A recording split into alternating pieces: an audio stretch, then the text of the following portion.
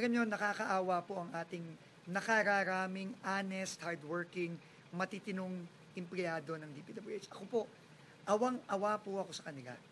Dahil wala po silang kinalaman sa mga ganito. Pero dahil po sa kasamaan at kasakiman nitong mga taong ito,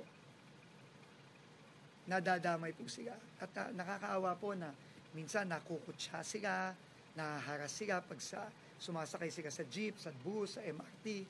So kaya po ginawa na po natin to dahil nag-request po ang union ng DPWH at siguro po tama naman po na gawin natin ito kasi kawawa po talaga sila. Indefinite. Nakakaawa. At ng ibang mga empleyado. Ayoko nang puntahan yung mga detalye nga. Basta. At nanawagan po ako sa mga kababayan natin. Hindi naman po porket naka-DPWH uniform, magnanakaw, masamang tao.